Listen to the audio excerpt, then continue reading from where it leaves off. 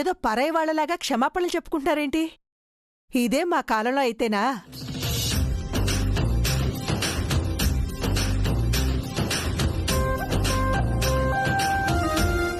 అత్తయ్యా, మీ కాలంలోనా? ఏం చేస్తుండేవారు?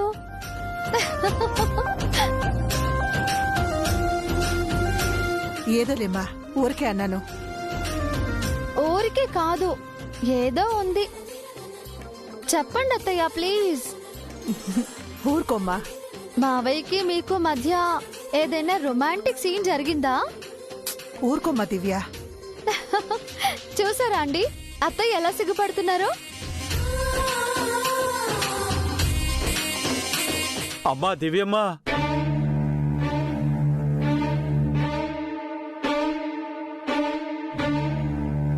రామ్మా.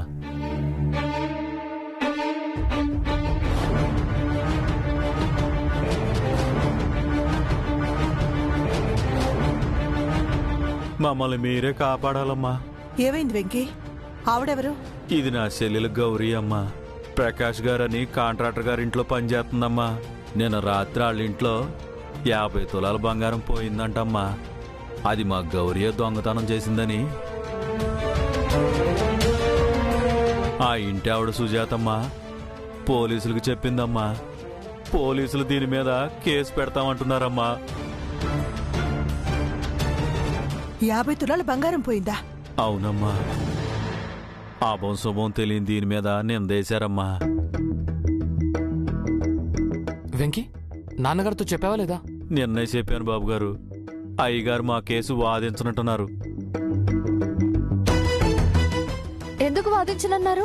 ఏమోనమ్మా, మేము ఎక్కువ ఫీజు ఇవ్వలేమని అయ్యగారు అనుకుంటున్నారేమో. జైలుకి వెళ్తే దీని జీవితం నాశనం అయిపోతుందమ్మా. ఎలాగైనా మీరే కాపాడాలమ్మా. దేవుడి మీద ప్రమాణం చేసి చెప్తున్నానమ్మా, ఆ బంగారం గురించి నాకు తెలియదమ్మా.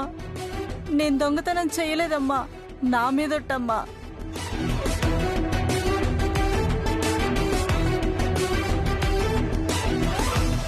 సరే, నువ్వే దొంగతనం చేసావు అనడానికి వాళ్ళ దగ్గర సాక్ష్యం ఏమైనా ఉందా? గౌరీయే దొంగతనం చేసిందనడానికి మా దగ్గర సాక్ష్యమేమీ లేదు సార్.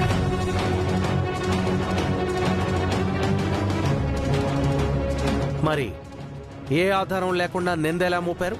అంటే ఆ గౌరీ అప్పుడప్పుడు మా ఆయన జేబుల్లోంచి 100-50 కొట్టేసేది సార్. ఏదో పేదవాళ్ళు, పైగా చిల్లర దొంగతనాలు కదా అని చూసి చూడనట్టు వదిలేశాం. ఇప్పుడు 50 తులాల బంగారం, 25 లక్షలు చూస్తూ చూస్తూ ఎలా వదులుకుంటాం సార్? కరెక్టే, కానీ ఎవిడెన్స్ లేకపోతే కోర్టులో కేసు నిలబడదు.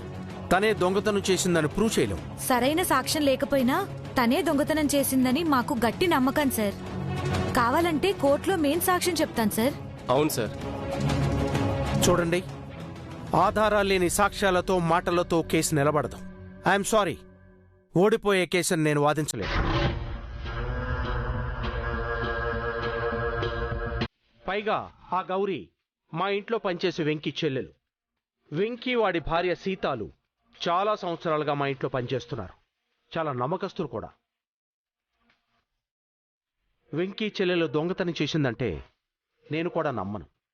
అందుకే నిన్న రాత్రి గౌరీని పోలీస్ స్టేషన్కి తీసుకువెళ్తున్నారని వెంకీ ఫోన్ చేస్తే నేను ప్రత్యేకంగా పోలీస్ స్టేషన్కు ఫోన్ చేసి స్టేషన్కి తీసుకువెళ్లకుండా ఆపాను. అందుకే మీ దగ్గరికి వచ్చాం. ఈ ట్విన్ సిటీస్లోనే మీరు పెద్ద పేరున్న లాయర్. మీరు తలుచుకుంటే ఆ గౌరీని జైలుకు పంపించి మా గోల్డ్ మాకు ఇప్పించగలరు. అరే, తను దొంగతనమే చేయలేదంటుంటే ఎలా ప్రూవ్ చేయాలి? తను దొంగతనం చేయలేదని నీకు తెలుసా ప్రసాద్? చేసిందంటానికి ఏమైనా ఆధారాలు ఉన్నాయా భవనా? అది దొంగతనంలో ఆరితేరుంటుంది. అందుకే ఏ సాక్ష్యం లేకుండా జాగ్రత్త పడింది. అలాంటి వాళ్ళని అస్సలు వదలకూడదు ప్రసాద్. భవనా, ఆధారాలు లేకుండా నిందల వేయకు. వెంకీ సీతాలు ఎటువంటి వాళ్ళో మనకు తెలుసు కదా. అప్పుడప్పుడు సీతాలు లేకపోతే గౌరీ మన ఇంటికి వచ్చి పనిచేసేది కదా. మన పని వాళ్ళనే మనం నమ్మకపోతే ఎలాగూ? ఆఫ్టర్ ఆల్ వాళ్ళు పని మనుషులు, మన బంధువులో చుట్టాలో కాదు. ఆ మంగను తమ పిల్లని అబద్ధం చెప్పి మనల్ని మోసం చేస్తున్నారా సీతాలు, వెంకి. అలాంటి అబద్ధాల కోరు మోసగాడు చెల్లెలు గౌరీ దొంగతనం చేయక ఇంకేం చేస్తుంది? అయినా పని మనిషి, తోటమాలి, డ్రైవర్ అంటూ మనం జాలిపడుతూ కూర్చుంటే మనకి కేసులు ఎలా వస్తాయి? సంపాదన లేకుండా ఎలా బ్రతుకుతాం? అలాంటి కేసుల మీద ఆధారపడి బ్రతకాల్సిన అవసరం మనకు లేదు. మా కేసు మీకు పెద్దగా అవసరపడకపోవచ్చు సార్, కానీ మీరు వాదిస్తే మాకు చాలా ఉపయోగంగా ఉంటుంది సార్. అవును సార్, 50 తులాల బంగారం కష్టపడి కొనుక్కున్నాం సార్. అది కొట్టుకెళ్ళిపోయింది. ఎలాగైనా విడిపించండి సార్. విడిపిస్తే ఎంత ఇస్తారు? 1 లక్ష ఇస్తాం మేడం. 10 లక్షలు ఇవ్వండి.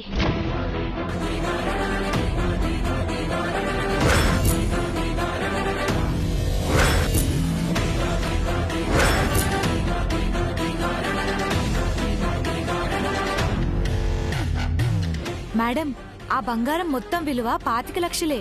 అందుకే 10 లక్షలు అడిగాను. సాక్ష్యం లేని కేసు వాదించి గెలవాలంటే ఆ మాత్రం ఇవ్వాలి. సాక్ష్యాలు లేకుండా ఎలా కేసు గెలుస్తాం పోనా? మీరు మెదడు పెట్టి వాదిస్తే గెలవలేరా ఏంటి?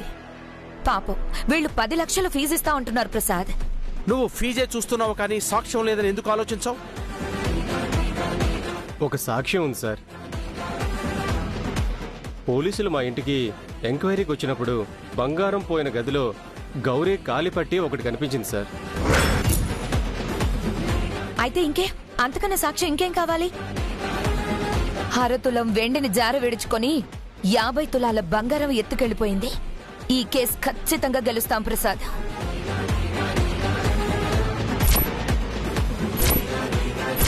చాలా థ్యాంక్స్ మేడం. మిమ్మల్ని నమ్మి వచ్చినందుకు మాకు న్యాయం చేస్తున్నారు. Thank you sir.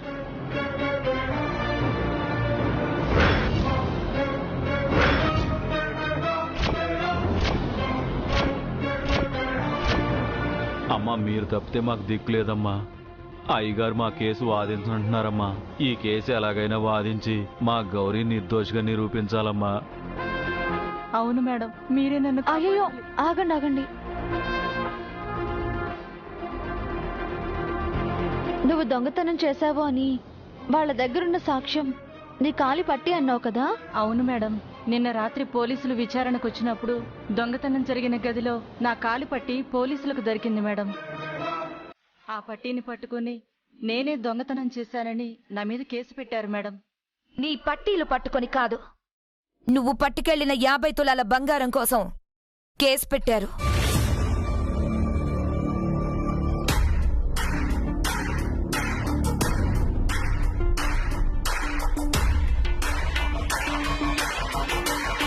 వీళ్ళెవరు? ఈ గౌరమ్మ ఏ ఇంట్లో దొంగతనం చేసిందో ఆ ఇంటి యజమానులు హర్షబాబు.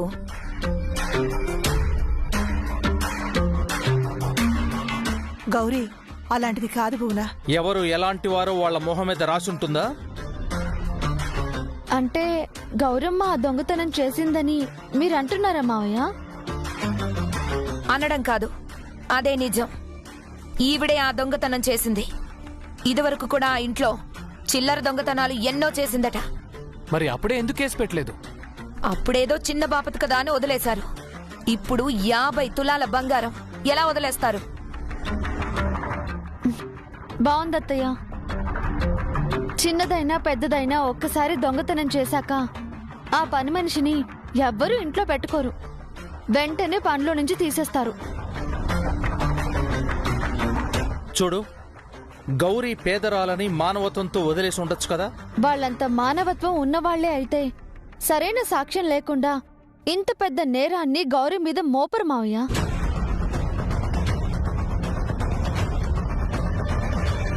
తొండ ముదిరి ఊసరవిల్లైనట్టు అప్పుడు చిన్న చిన్న దొంగతనాలు చేసింది, ఇప్పుడు పెద్ద దొంగతనాలే చేసింది. ఆవిడ కాలు పట్టియే అందుకు సాక్ష్యం.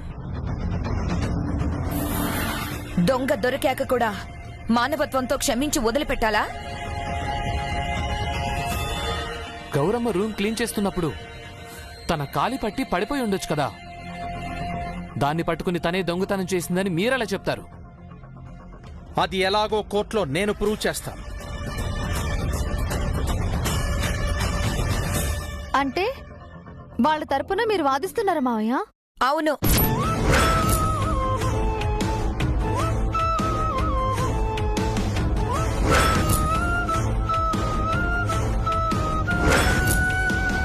కాబట్టి వీళ్ళ గురించి ఆలోచించడం మానేయండి. ఓ అందుక వీళ్ళ కేసు వాదించమంటే కాదు అంటున్నారు. ఇప్పుడంతా అర్థమైంది.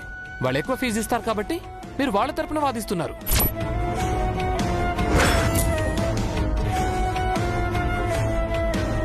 వీళ్ళు ఏమి ఇవ్వరు కాబట్టి న్యాయం వీళ్ళ వైపున్న వాదించారన్నమాట. హర్ష నువ్వేం మాట్లాడకురా. ఊరుకో అమ్మా. కళ్ల ముందు అన్యాయం జరుగుతుంటే కాముగా ఎలా ఉండమంటావు?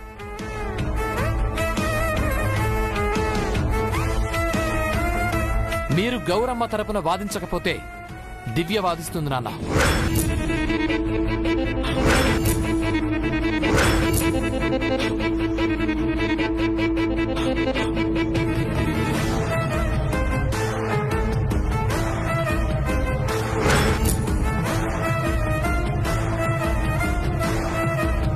ఏంటి హర్షాబాబు, కోర్టులో మామ కోడలికి గొడవ పెట్టాలనుకుంటున్నావా? ఆఫ్టర్ ఆల్ ఈ పని మనుషుల కోసం మన కుటుంబంలో కలతలు రావాలా?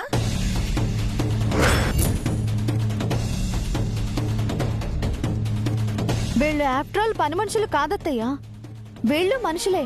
మిగతా అందరి మనుషులకు ఉండే హక్కులు వీళ్ళకి ఉంటాయి.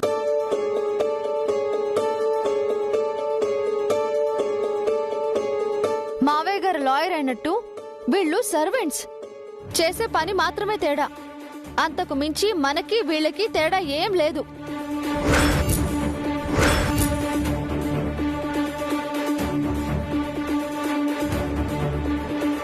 అయితే ఏమంటావు అమ్మాయి? ఆవిడ తరఫున వాదిస్తున్నావా? గౌరమ్మ తరపున మీరు వాదించండి మావయ్య, నేను ఆగిపోతాను. కూడుకి బొట్టకి దిక్కులేని దరిద్రులు వాళ్ళు. వాళ్ళ తరపున ఎవరు వాదిస్తారు? మేం వాదించాం. అయితే నేను వాదిస్తాను.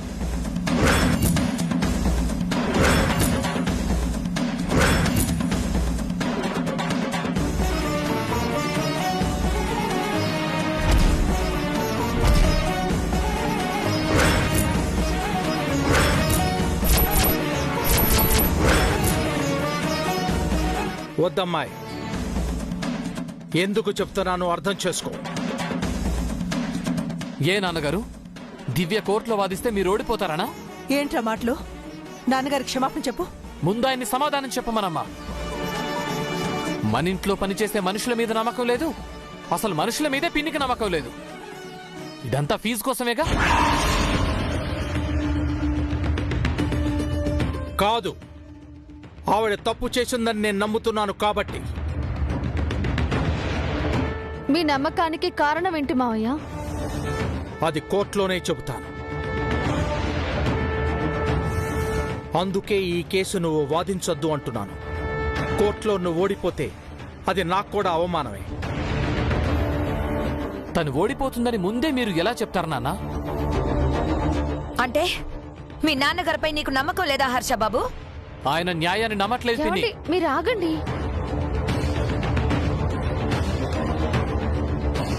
మావయ్య, మీ గుండెల మీద చేయి వేసుకొని చెప్పండి, గౌరమ్మ దోషి అని మీరు మనస్ఫూర్తిగా నమ్ముతున్నారా? ఇక్కడ ఎమోషన్స్ కు తావులేదమ్మాయి. పోనీ ఎథికల్ గా చెప్పండి, గౌరమ్మ దొంగ?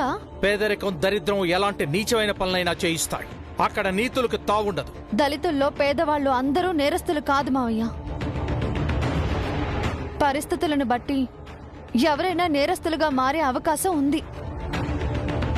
కానీ గౌరమ్మ దొంగతనం చెయ్యలేదు అని నేను నమ్ముతున్నాను. అలా అని తన మొహం మీద రాసి ఉండకపోవచ్చు, కానీ తన మనసేంటో నాకు తెలుస్తుంది మావయ్య.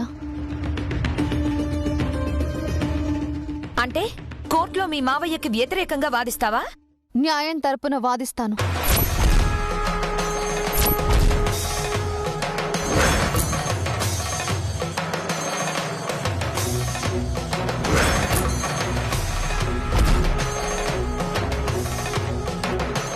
అంటే మీ మావయ్య అన్యాయం వైపు వాదిస్తున్నారంటావా? అది అర్థమవుతోందిగా పిన్ని, ఇంకా అనడం ఎందుకు? నో నోర్మోయ్. ఏదో 4-5 కేసులు గెలిచినంత మాత్రాన ప్రతి కేసు గెలుస్తాననుకోవద్దు. నీ మంచి కోరి చెప్తున్నాను, ఈ కేసు నుంచి విత్డ్రా అయిపో. ఏ మీరు ఓడిపోతారని భయం పట్టుకుందా నాన్న? Non sense. నాకు భయం ఏమిటి? నా ఎక్స్పీరియన్స్ అంత లేదు తన ఏజ్.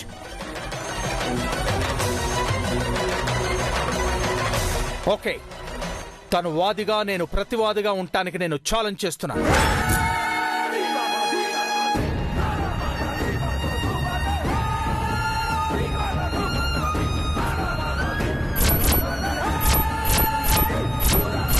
మిస్టర్ ప్రకాష్, మీ కేసు నేను వాదిస్తున్నాను.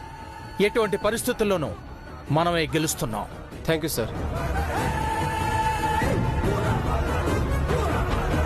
Let's meet in the court of లా.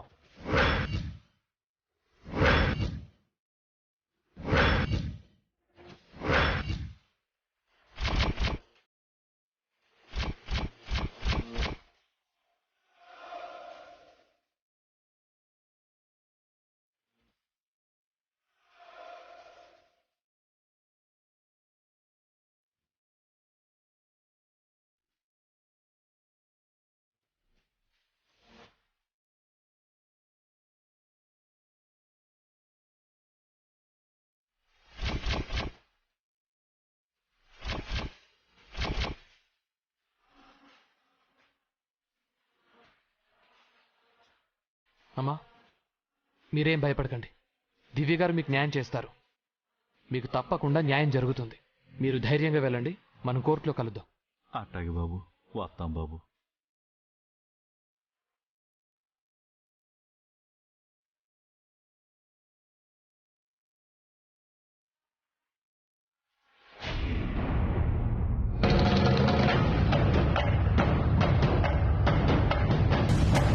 మనం ఈ కేసు అనవసరంగా ఒప్పుకున్నామేమో అనిపిస్తుంది ప్రసాద్. ఏ దివ్య చేతిలో నేను ఓడిపోతానని భయమా? నీ ఎక్స్పీరియన్స్ ముందు అదెంత పిల్ల కాకి. మరి ఎందుకు అలా అంటున్నావు? ఈ మధ్య నువ్వు దాన్ని తెగ వెనకేసుకొస్తున్నావు, పొగుడుతున్నావు. ఆ మంచితనంతో కోర్టులో తగ్గి వాదిస్తావేమో అని భయంగా ఉంది. చూడు, దివ్య చాలా తెలివైంది. తన వాదనలంటే నాకు చాలా ఇష్టం. అలా అని నాకెదురొస్తే మాత్రం సహించను. నేనేమిటో చూపిస్తాను. అయినా కానీ చూడు, నువ్వు అనవసరంగా అనుమానాలేం పెట్టుకోవద్దు. మనం ఈ కేసు గెలుస్తున్నాం. నువ్వు రెడీ అవ్వు, కోర్టుకెళ్దాం.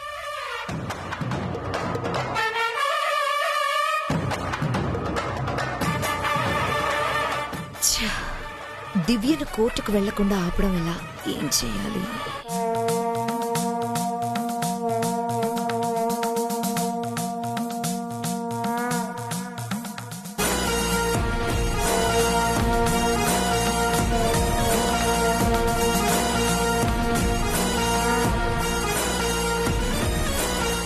అంబ పలుకు జగదంబ పలుకు, ముల్లోకాలనేలే ముక్కంటి పలుకు, జంగమదేవరొచ్చాడు, దయ చూపించండి, దానం చేయండి. దానం చేయండి, పుణ్యం వస్తుంది. ఏ ఎవరయ్యా నువ్వు? ఏంటి న్యూసెన్స్? అంబ పలుకు జగదాంబ పలుకు. దయగలి తల్లి, మీ మొహంలో లక్ష్మీదేవి కళ ఉట్టిపడుతోందమ్మా. మీరు పాదం మోపిన చోట సిరి సంపదలు పొంగి పొర్లుతాయి తల్లి. మీరున్న చోట సుఖ సంతోషాలకు కొదవలేదమ్మా. మీరు సాక్షాత్తు ఆ కదలి వచ్చిన కనకదుర్గమ్మే. మీ చల్లని చూపులతో, మీ బంగారు చేతులతో ఈ పేద జంగమయ్యకి తృణమో పణమో దానం చేయండమ్మా. ఇలాంటి జంగమ దేవర్లన్నా వీళ్ల మాటలన్నా సుమిత్రక్క తెగ నమ్ముతుంది. ఇతన్ని అడ్డు పెట్టుకుని దివ్యని ఈ రోజు కోర్టుకు రాకుండా చేస్తే? ఏమిటి తల్లి యోచిస్తున్నారు? నాకు దానం చేస్తే మీ సంపద తరిగిపోదమ్మా, ఇంకా వృద్ధి చెందుతుంది. ఎంత కావాలి నీకు? మీ దయ నా ప్రాప్తం. 50 100 మీ తృప్తి కొద్దీ ఇవ్వండి. 1000 రూపాయలు ఇస్తాను. లోపలికొచ్చి నేను చెప్పినట్టు చెప్తావా? ఏం చెప్పాలమ్మా? దివ్య అని మా కోడలు. ఈ రోజు తన ఇంట్లో నుంచి కాలు బయట పెట్టకూడదని, పెడితే అరిష్టం, ప్రాణగండం అని చెప్పాలి. అయ్యో, నేను జంగమదేవరనమ్మా, అలాంటి అబద్ధాలు ఆడలేను. ఈ రోజుల్లో ఇంటి నుండి బయటికి వెళ్లిన వాళ్ళు తిరిగి క్షేమంగా ఇంటికి చేరతారో లేదో గ్యారెంటీ లేదు. మా కోడల్ని ఇంట్లోనే ఉండమని చెప్తే నీకొచ్చే నష్టమేముంది చెప్పు? పైగా 2000 లాభం వస్తుంది.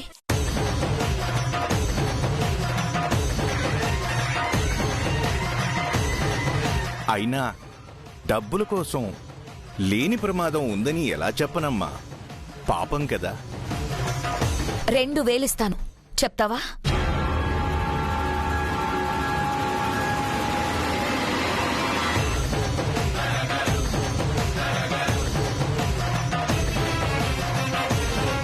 సరేనమ్మా. కోటి విద్యలు కూటి కొరకే, శతకోటి పాపాలు సంతానం కొరకే అని పెద్దలు చెప్పారు. నా పిల్లల కోసం ఈ చిన్న పాపం చేస్తాను. మంచిది.